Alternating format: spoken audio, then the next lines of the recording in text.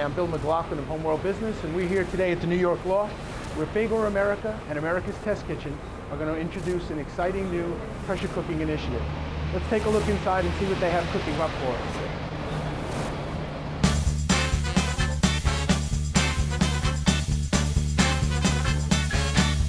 Okay, we're here with Jack Bishop from America's Test Kitchen, Patricio Barriga from Fagor America. Gentlemen, what are we talking about today?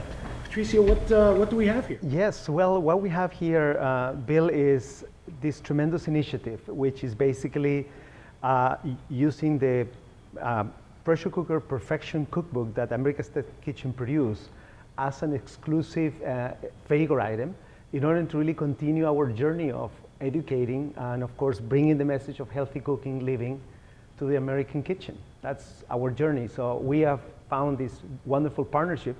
And we truly believe that it's going to benefit, not just bring consistency to what, as Fagor, we keep on doing on the world of pressure cooking, but also expanding beyond, because it's a rich sort of recipes here with a lot of food ingredients that for some people even are going to be new. So yeah, that's where we're standing today. Jack, how did America's Test Kitchen decide to look at pressure cookers? How did that come about? Our core mission is to teach people how to cook at home. And we feel like, first and foremost, we're educators. And there are a lot of misconceptions that the American public has about pressure cookers. A lot of that dates back to the models that our mothers or grandmothers used, which were less than ideal, let's put it that way. The technology has completely changed, and so the mindset, though, hasn't really changed. And so the pressure cooker feels like it's a great way to cook today. There are a lot of benefits it's one of those things where it's faster and better.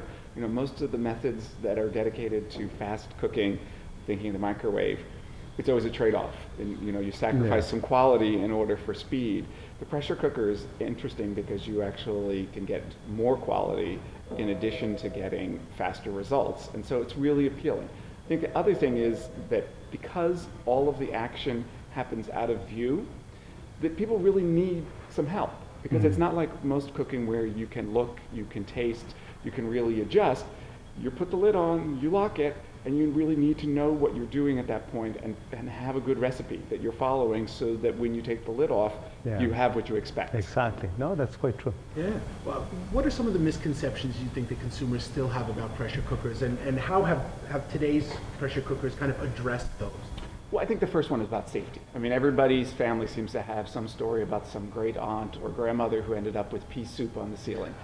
That really can't happen in the modern pressure cooker.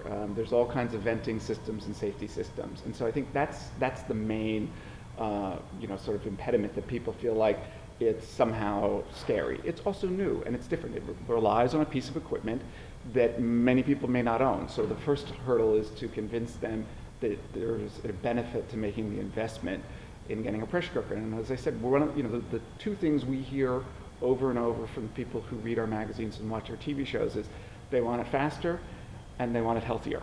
And so, this is a good way to do both of those things, because it cooks a lot of foods that people have trouble with, whole grains, beans, much better and much faster than on the stovetop.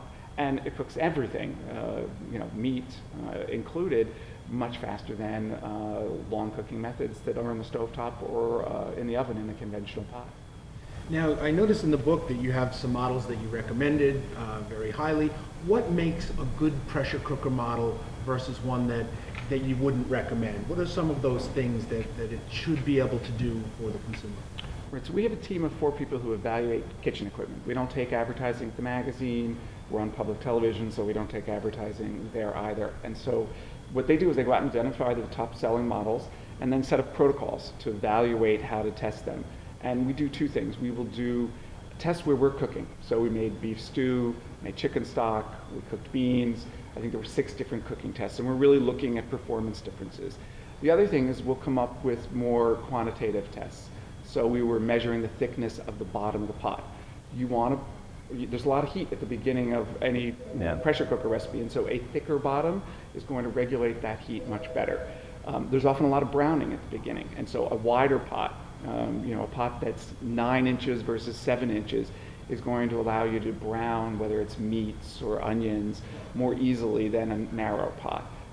We looked at things like what temperature it really was when it reached full pressure. It should be around 250 degrees, and the best models were there, and models that got a lower rating were below that, and that just means they were going to cook slower. Because the whole secret of pressure cooker is to raise the temperature inside that pot. Yeah. And so if it's not actually doing that, well, that seems like that's a problem with the model. And so there were 2 of the 12 models that we felt were clearly much better than everything else that was out there. And the Fagor was a third the price of the other one. And so in addition to being highly recommended, it was our best buy, because at roughly $100, depending where you're shopping, was a really easy investment. You know, especially for someone who's not used to pressure cooker, it's not a lot of money, relatively speaking, to be able to get started using one. Patricio, what made you decide, or what is it that you're going to be doing with this, what you said is a wonderful cookbook? Well, certainly we saw the value not just because of the introduction side, which is a very thorough how to use the product, keep the product, maintain and operate, but also when it comes to the recipes, I mean, to Jack's point, it are so elaborated, it looks so gourmet, but at the same time easy of doing. So addresses the perfect, in my opinion, probably the best pressure cooker cookbook ever written. And we decided to take this into the trade and in a different way.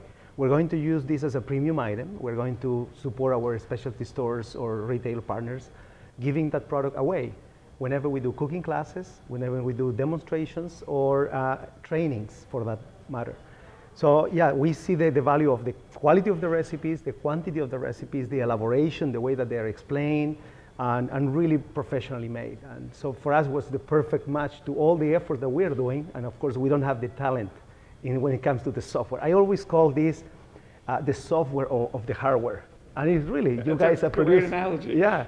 It's software what makes the product more attractive, because we encountered the same issue as Jack is saying. At the beginning, whenever we came to the market, is, well, an awareness of what this product is good for. And outside of the safety aspect, people with just doing maybe staples, I mean, just rice, beans, and little else. And what else is good a pressure cooker for? And then people start learning that it could be an extremely sophisticated piece of cookware, because you can do gourmet meals and from scratch, and not just to think that it's only quantity and time. So yeah, that's what we found in this book. So we're going to do all that, and beyond that, we're going to bring some of this material to the online space as well, because we're going to do some online cooking classes. So all the promotions, events, use are going to be driven by education, support to the message, the ultimate message, which is healthy cooking or healthy living, which is what we stand for. The project is just out there, so we are already creating those classes, events, workshops, and what have you. Now, Jack, America's Test Kitchen does lots of different cookbooks. Mm-hmm. Have you ever done one like this where there's been a kind of exclusive vendor edition, or is this something kind of new for you too? It's new for us. We got the call from Fagor, and we said, it sounds like an interesting idea. This is the second appliance-oriented book we have done. We did a slow cooker book a couple of years ago, which was really our first foray into a set of recipes in a book targeted to a specific kitchen equipment or appliance. And the book had a tremendous reception, and we said, well, what sort of comes after the slow cooker? The exact opposite is kind of its faster twin is the pressure cooker. And it's been a really interesting learning curve for us on how to do this, because obviously the piece of equipment is central to the success of when you are cooking, and that as opposed to a lot of other recipes where the piece of equipment may be important but isn't quite the determining factor, that when you're working with pressure cooker recipes, and same thing really with slow cooker recipes, that piece of equipment is really the be-all and end-all. That's the first thing you can do to make sure that you get good results. And so that's why we had combined both recipes as well as general troubleshooting, how to use them, as well as ratings, so that which pressure cookers we think you should go out and buy if you're going to go buy one, because that seems like it's a really important part. It's much more important than which spoon you're using, let's say, if you're stirring, something that, what pressure cooker you're using is really going to make a difference. For the consumer, when the average consumer buys a frying pan, everybody knows how to use a frying pan. There's no break-in period. There's no learning curve. For a pressure cooker, there's, I would suspect, a certain level of intimidation to the consumer. How hard is it for the consumer to take that out of the box and get up and cooking? I don't actually think it's that hard. I mean, I think you need to understand how the pieces fit together, and you know, sort of like any appliance that has multiple pieces. You know, even though this is a stovetop model that has no electric, I think it's more like, you know, when you start buying a food processor or a mixer, you should read the manual. I mean, that's a useful thing. Unlike if you buy a skillet, you probably don't need to read the manual, you know how that works. But if you're going to buy a pressure cooker, read the manual. But it's really, you can be cooking in a couple minutes. There are a couple of sort of key things you need to learn how to do. I think the most important things are, one, make sure you understand how to get the lid on and to lock it into place. Is that particularly hard to do? Actually, no. Why don't you show us, Jeff? Oh, you're going to make me show up. So, well,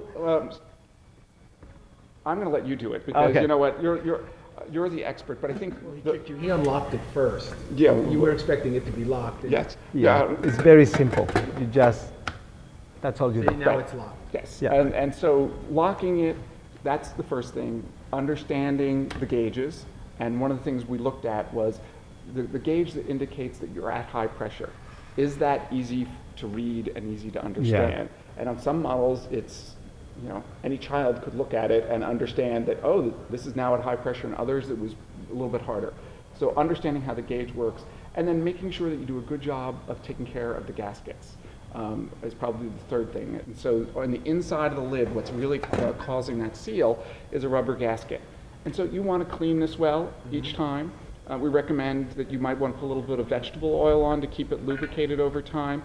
If you do a lot of cooking over many years, you may want to eventually replace this part. This will probably not last, you know, for 10,000 uses on the stovetop. It's not, but the rest of the pot will last forever.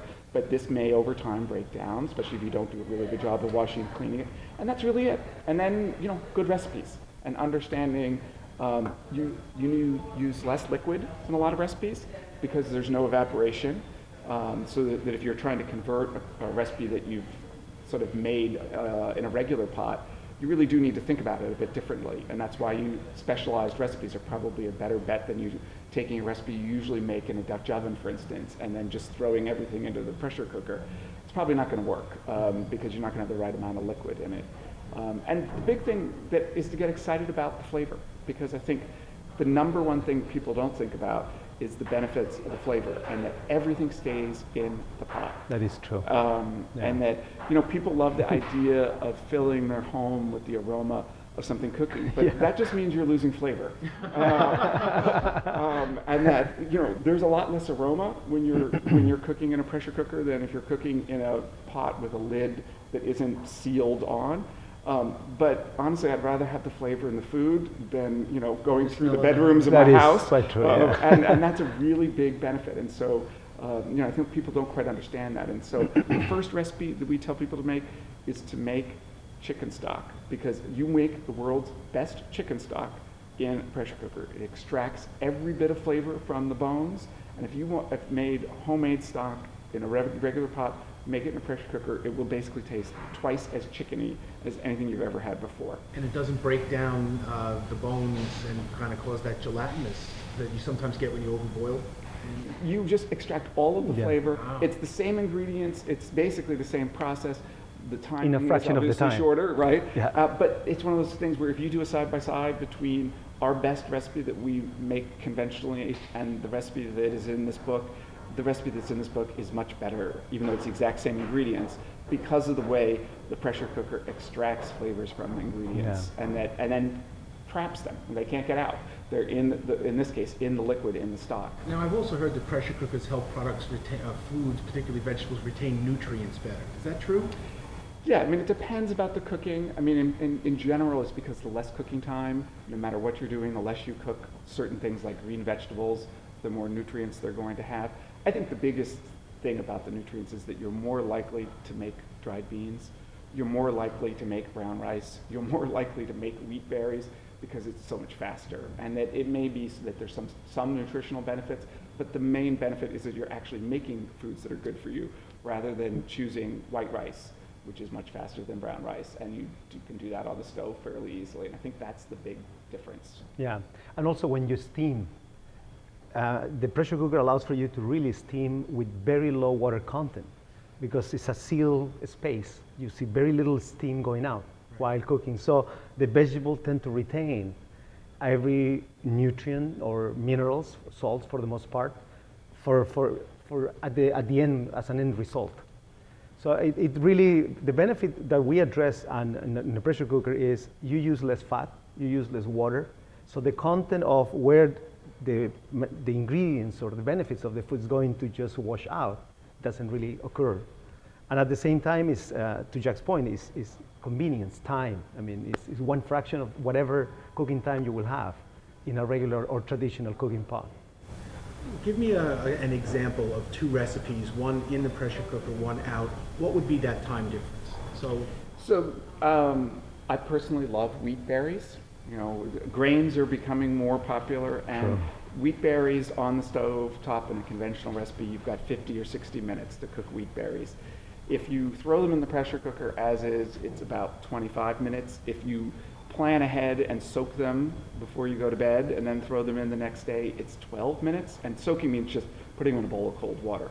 And so if you soak the beans, you can go from an hour down to 12 minutes in a pressure cooker. And so that puts it in the realm of weeknight cooking. I mean, you're not going to get home from work at 6:30 if you're expecting everyone to have dinner at 7 and begin making something like wheat berries. Same thing with dried beans. Oh, where nice. Yeah. Dried beans are 10 minutes a lot. Yeah. It varies from variety, but dried beans on the stovetop, it's an hour and a half to cook them, and in the pressure cooker can be 10, 12 minutes depending on the variety. Yeah.